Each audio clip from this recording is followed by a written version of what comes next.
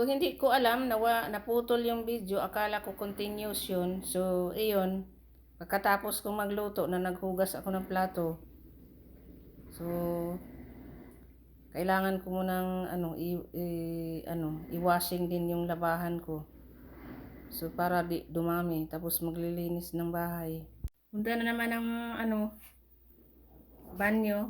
So, andito na naman ako sa banyo. Gagawin ko naman ito naman pag lalaba.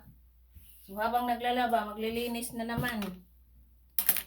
Kaya, yung minsan kasi, mga kaibigan natin sa Pilipinas, hindi na mag-message agad dahil sasabihin, nagbago na ugali natin. Pero hindi nila alam, pagod din tayo. Yung isang araw na off ko, hindi pwede. Hindi pa sapat eh. Lilinis pa ako ng sahig. Ginoo ko. So yan, ang kwarto ko.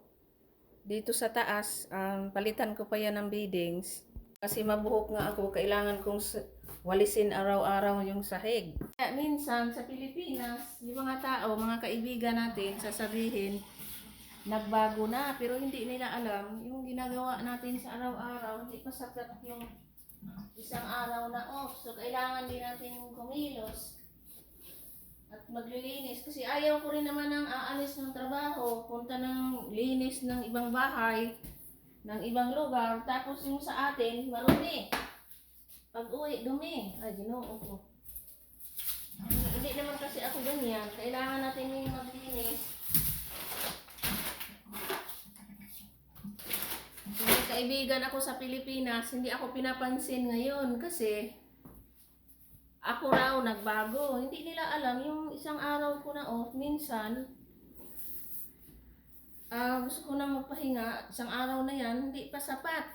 Saka minsan, tumatawag sila hating gabi. So, sarap ng tulog mo. Tawagan ka ng alas 2 na madaling araw. Parang nakaka-stress din pag ganyan. So sa nakakapanood ng video na to, hindi ako gumagamit ng vacuum cleaner kasi pinagbintangan na ako dati ni Kalbo na ako nagsira ng kanyang vacuum cleaner. So pinalitan ko, bumili ako sa sarili kong pera. So siguro pag magamit ako ng vacuum, yung mabigat andun sa baba. Si ayaw ko rin ng baba akyat. Parang napagod na rin ako. Ganito na lang muna. Sa taas siya nang maglilinis dito sa tubig. So ako,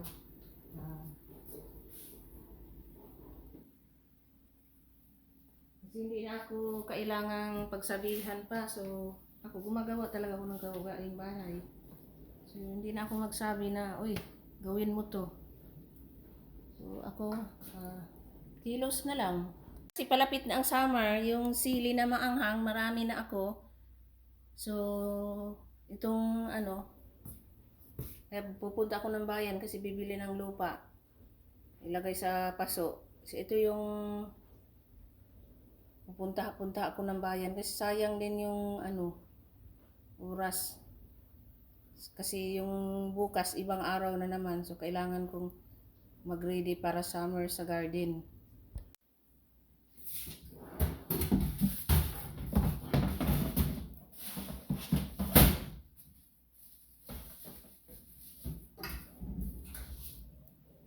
So yun, tatapon na naman ang basura.